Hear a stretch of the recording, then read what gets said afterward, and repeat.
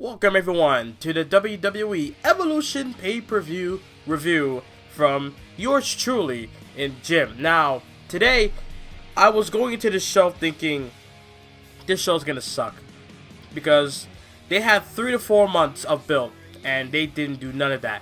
People made good points on the reviews of Raw and SmackDown this week alone that that WWE did not even set a big ending of both Raw and SmackDown to make you be like excited for Evolution. They did not. It was the go home show for this pay-per-view, and they didn't do a good job of it. But in the end, this show came on from 7 p.m. all the way to 10:30, I think 10:30 p.m. This show was amazing in my opinion. This show was great. 7 out of 10 in my opinion. So without further ado, let's begin with this review. So we started the show in Evolution, right? You had the video package, which kind of made me cringe, I'm not gonna lie. When they make video package like the way they do for the women, it kind of makes it a bit cringy. But in the end, when the show started, that's when I was like, you know what, let's see where this goes, let's see how the show's gonna be. And it started off almost with an NXT takeover feel. Like it felt like how NXT TakeOver would start. It had a band play a song about Evolution to kick off the show, and I'm like, this is something that NXT TakeOver would do. Holy shit! And the whole arena, it was dark a little bit. I was like, so they didn't sell out the arena. That was my first thought. But then at the same time, I'm like, wait, this is also what NXT does. They have to dim down the lights and have the big lights pay attention to what's going on in the ring. And then another touch they added was the ring post and the ring skirts, the apron. There was no LED boards, no LED ring posts like they do for Raw and SmackDown on pay-per-views. They went half NXT, half main roster on tonight's show. That's why this show was successful in my opinion. They went half NXT, half main roster. So that's why this show to me was a great show. So after the band played their song, I don't know who they are, but they did good. There was, before the show started, there was a red carpet apparently. There was a red carpet for the women, I guess. They're all talking about what's their feelings towards the show. So we started the show off. First of all, Michael Cole's audio, his microphone. I mean, that's kind of funny to me. He got messed up. But in the end, able to bounce back. I literally heard someone say, "Yeah, your microphone's not working." And then they brought it to the commentators, welcoming us to the show. And then we had Trish Stratus and Lita come out, which I was getting hyped already because even though it's 2018 and it should be about the future stars, I still have a special place for the legends, man. That's why when it comes to guys like, I don't know, like Big Show or Triple H or all these other people, even though I shouldn't feel this way, but in reality I still do, So Trish and Lita came out. It was awesome. By the way, the crowd in Long Island, I fucking love you.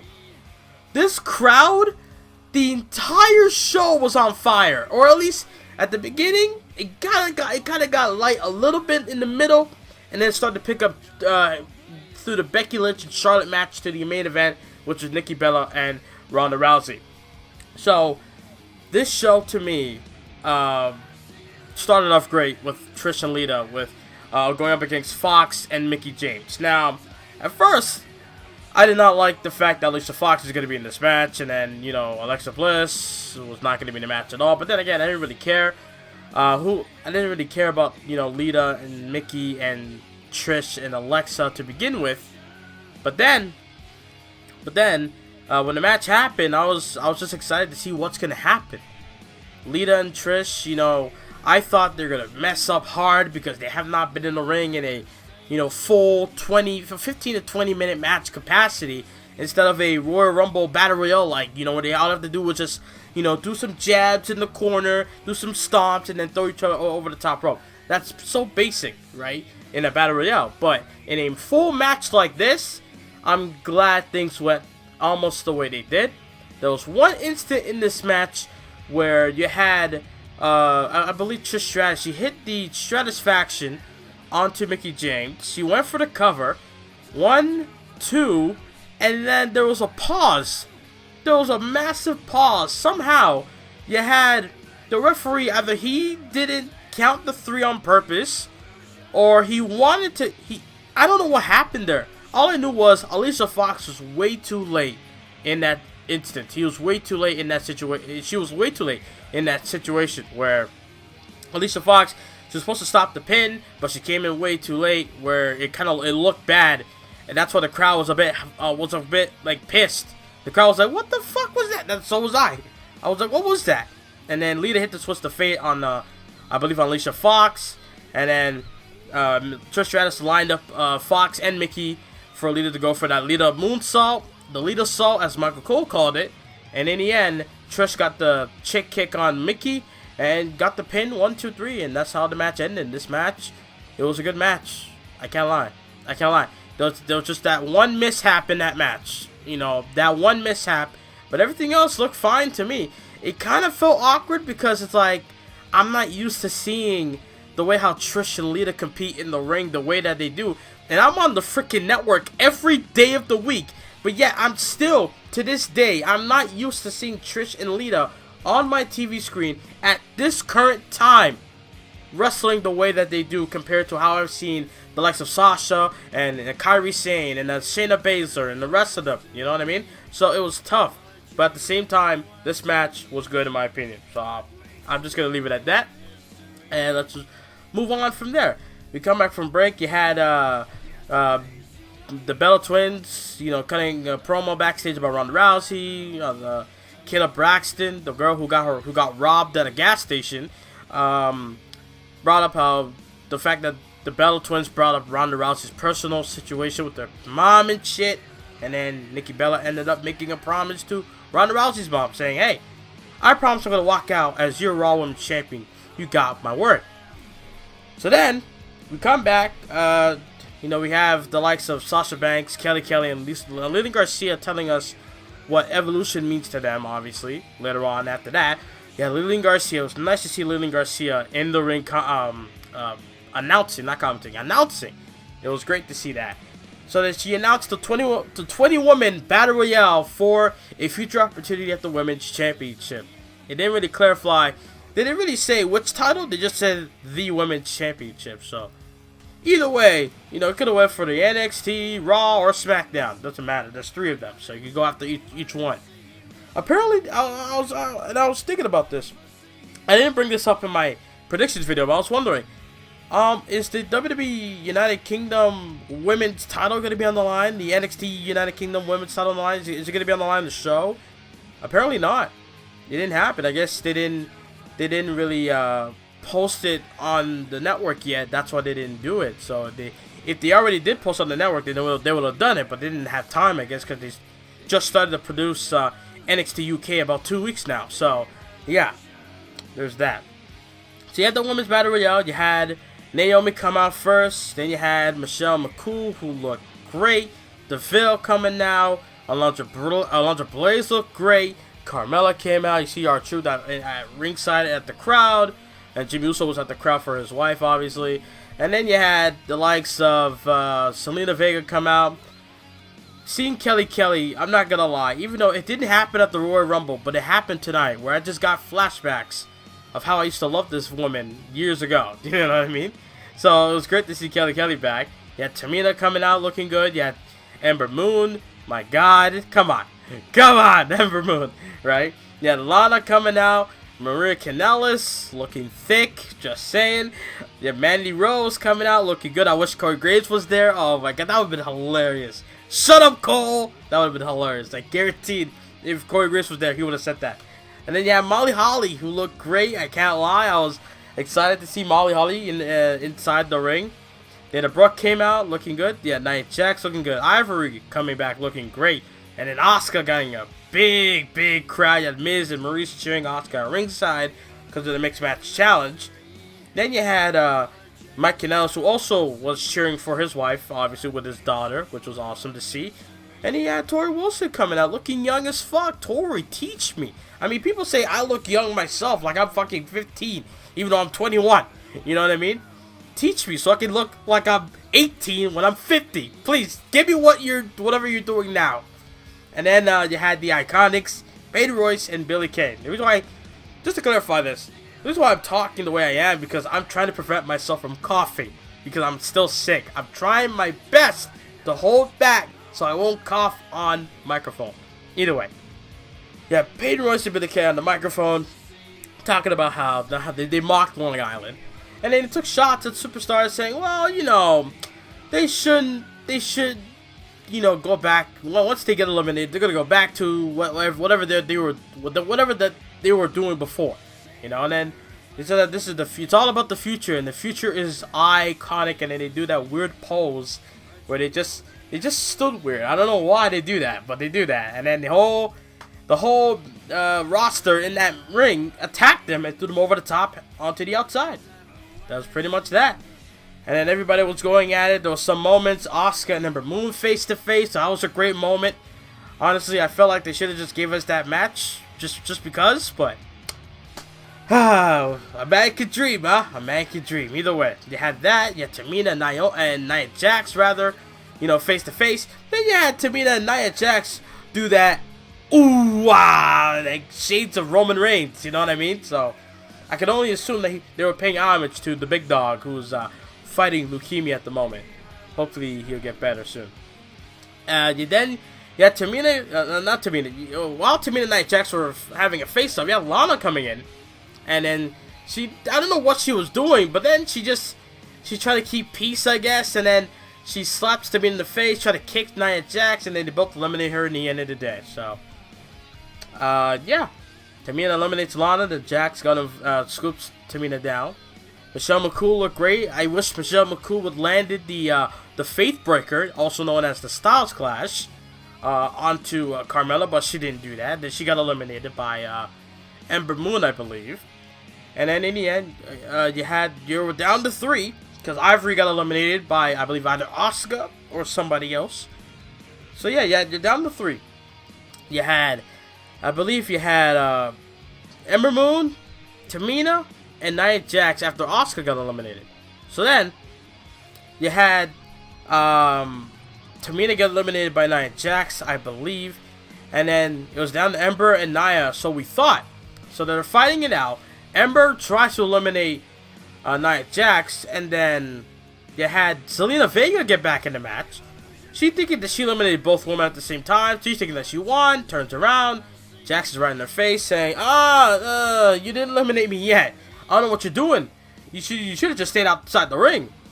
And then Nia Jax, the strength of Jax, able to lift up Zelina Vega, toss her onto the outside, onto Tamina, and the way it looked like Zelina Vega kneed Tamina in the face when she fell. It looked brutal to me. And then in the end, Ember Moon fighting, tried to close onto over the top to the outside, did not work. And then she got spine busted by Nia Jax, and Jax just threw over the top, and she won, and she gets a future opportunity at the Raw Women's Title. Now, I was disappointed. I wanted Ember Moon to win this match because the crowd was lit for Ember Moon. You have no idea. It was massive. And then they just decided to go with Nia Jax, I guess because for Roman and for her mom, I guess.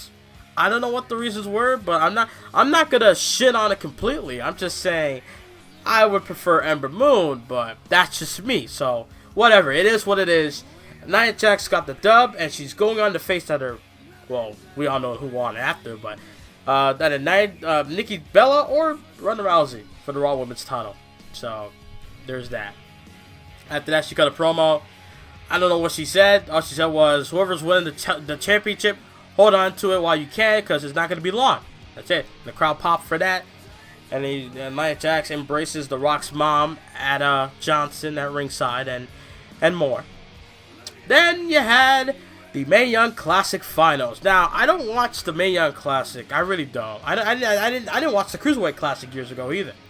Because I just want to get to the finals when it comes to situations like this. I know I should have watched the entire thing just to get to know certain people, but then again, it's like, I'm gonna see some of them on NXT anyway, so there's no point in me watching the Mae Young Classic. I don't know if that even makes sense. It probably doesn't, but That's just me. But what I was thinking was, well, the best. We're gonna see who was the best out of this tournament, and we're gonna see at the end of this very classic, you know. And then we got Toni Storm versus Io Shirai, and there we go. They were the best out of the entire tournament, you know. Plus, you know, same thing as the Cruiserweight Classic. I didn't really watch the entire thing. I only knew some people like Brian Kendrick, Rich Swann, Cedric Alexander was the main guy I cared about in that Cruiserweight Classic. And when he got eliminated by Kota Ibushi, but then he got signed later on. But still, when he got eliminated, it was like, that I didn't really watch it until people kept talking about Gargano and Ciampa. Then I went back and watched that, and then I watched their tag match on the finals, and then TJP versus Grand Metalik in the finals. So, yeah, but this match was good. Apparently, it pissed a lot of people off because this match should have went more. I didn't know it was 10 minutes. I didn't know that. I thought it was longer. It felt like I thought it was at least, I don't know, 15 minutes? 5 more minutes, I guess. But no, people said it was 10 minutes. I was like, shit, that's short. But it didn't felt short. That's weird. This match was good.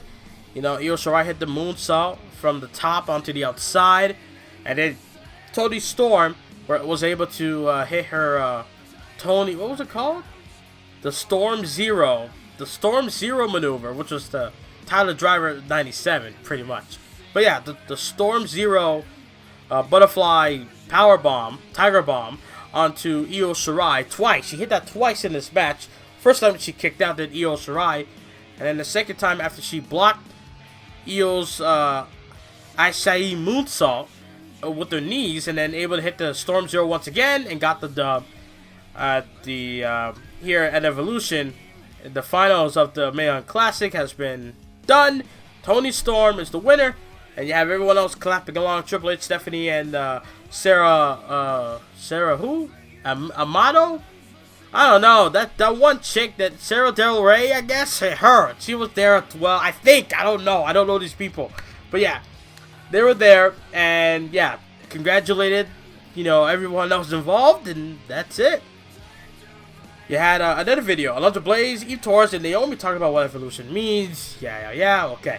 Then we had 6-woman tag, which a match that I was ready to shit on. I was ready to say, F this match, okay? We've seen this match the majority of this damn year. I'm not going to say every week, that's just stretching it. You know, that's exaggeration. But I know we've seen this match the majority of this year, okay? Of the Riot Squad versus Banks and Bayley and someone else. So pretty much that. But I will not lie. This match was great. We may have seen it many times before. This match has nothing to be invested in. No interest. Nothing. There's nothing exciting about the 6-woman tag. You're right about that. But at the same time, whenever the crowd gets going for a match, it gets me going at the same time. Whenever a crowd helps, whenever a crowd gets lit for a match that I'm not really invested in, it helps me get invested in that match. And the crowd here in Long Island did just that.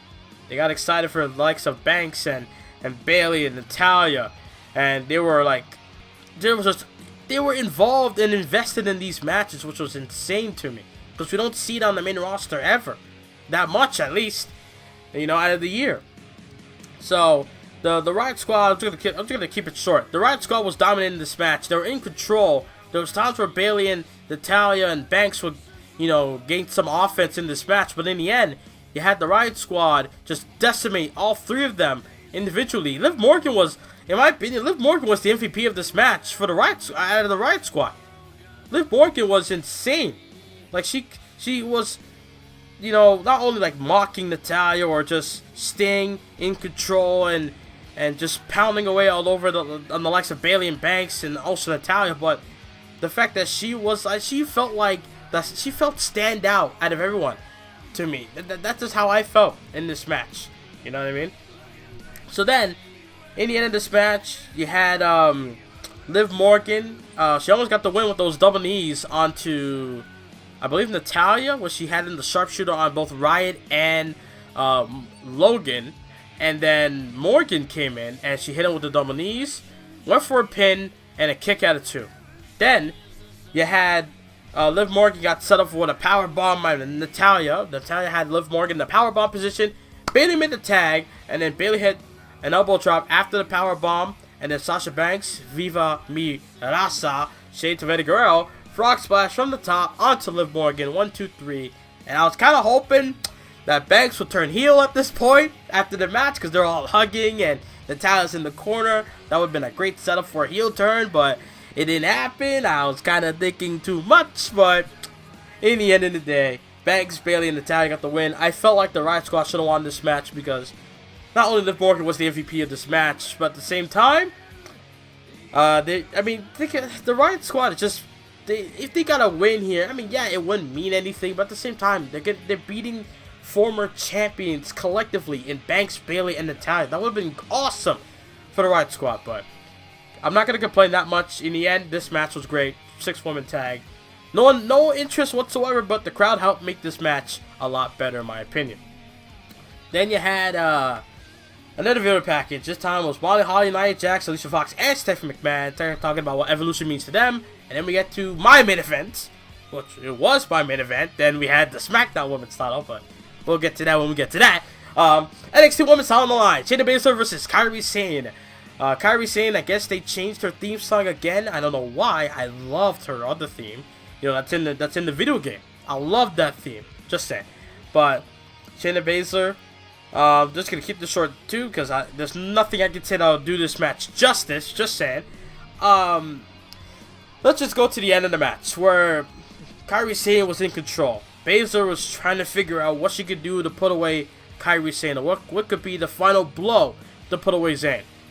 And then, when she chucked Baszler over the barricade onto the NXT female competitors, you know, at ringside, you had Baszler's friend, what was it, Jessamine Duke, and the other one, Shafir, right? You had Duke grabbing Zayn, and Zayn hit her with a backhand, and then when Zayn went inside the ring to go to the top, Shafir got involved, and then she got knocked down by Kairi Sane, and then Zayn got taken down. Baszler takes advantage. She tries to go for the I forgot what the move is called. The the Coquina Clutch, basically. Fuck it. The Coquina Clutch by Shayna Baszler, right? She locked it in, but then Kairi able to turn around. Shades of NXT TakeOver Brooklyn 4, right? But that time, Baszler was wise enough to kick out. After she kicked out, Kairi Sane got decked in the face by I believe by Duke at ringside, and then Baszler caught her into the Coquina Clutch once again, and Kairi Sane faded away, and we have a new women's champion. And Michael Cole brought this up. I never thought about this. Shayna Baszler is the first woman to ever hold the NXT Women's Title twice in NXT history. NXT's been around for at least 3 to 4 years, or more than that. I'm talking about the real NXT, not the comedic show NXT, the game show NXT. I'm talking about the real NXT. So from 2012 to now, for 6 years, they debuted the title, I believe, in 2013. So for 4 years, no one has ever held the NXT Women's Title twice until now. Shayna Baszler able to get the job done. Awesome. Yeah, she should have moved up to the main roster, but then again, I guess they're not done. I guess they have more plans for Shayna Baszler if they have her friends getting involved in the match. So obviously, there's going to be a lot to be done come TakeOver War Games in Los Angeles. I think it's Los Angeles. Is it Los Angeles? I don't know. I think it is, but yeah. Then you had the likes of Ada Johnson, Vicky Guerrero, Maurice, and Ember Moon talking about what Evolution means to them. And in the end, you had the last woman standing match, Becky Lynch versus Charlotte Flair. There were so many times where I thought Becky was going to lose, because there were so many times they made Charlotte Flair look overpowered as hell. Plus, there were so many times the referee did not continue the count where they're not even on their feet. I've seen a lot of last man standing matches, right? And for what I've seen, they would still count even if you're on 1 foot. You're not on both feet. You're on 1 foot, and it will still count. There were so many times where Flair was on 1 foot and she still was not counted. That was the one thing I'll take away from this entire match. Or second thing I'll take away from this entire match.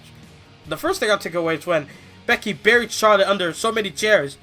And then Charlotte, she didn't get up to her feet. She just got up onto her knees and says, "Is that all you got?" And then Becky assaulted her more. So, that was my only issue. That was like my two issues with this match. Is that Charlotte looked way overpowered. And at the same time, referee did not count all the way. Even when they're on 1 foot. So there's a lot of mistakes there in this last women's standing match. But this match was great. They went to hell with this match. They went back and forth. Went through tables, jumping off ladders through the announced tables. Did Becky Lynch with a leg drop.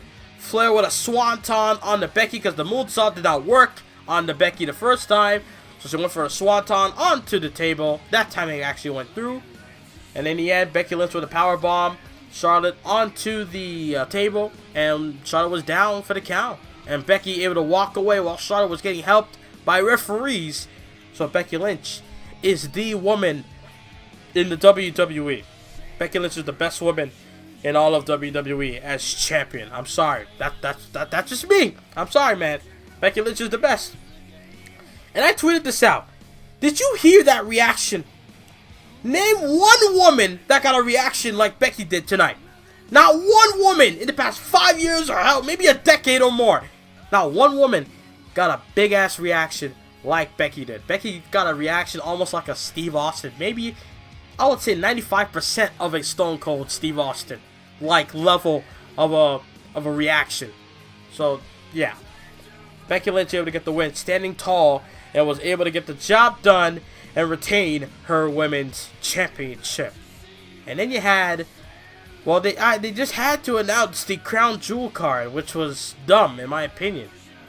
I mean, I understand it's a pay-per-view, but at the same time, with all this shit going on, you still want to promote Crown Jewel, especially on a night where people are saying the reason why Evolution is the thing is because Crown Jewel is an all-men pay-per-view at this point, and you still want to promote it?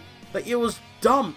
It was dumb on their part. I'm sorry. Yeah, it's promotion. They gotta do it, but they could have at least done it after the show was done. They're able to promote Raw before the show starts and after the show ends.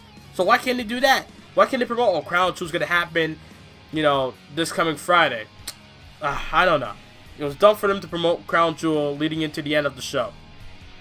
And in the end, you had Nikki Bella get decimated by Ronda Rousey. Brie try to get involved. In the end, Ronda Rousey able to lock in the armbar and get the job done. Rex Nikki Bella. Nikki Bella, she had a lot of offense in this match, which I was surprised by. But then again, it's WWE. What do you expect? And in the end, Ronda Rousey locks in the armbar, which I was happy to see. I was yelling out, tap, tap, tap.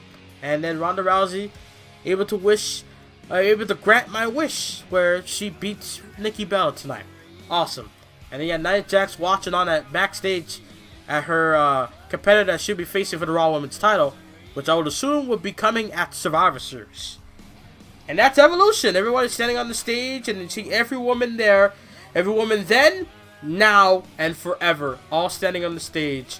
And all I can say is congratulations to every woman in that roster, in the locker room, that busted their ass, and then they have a show. They celebrate Evolution. I kind of take back what I said, and I hope they do this again next year. And there you go.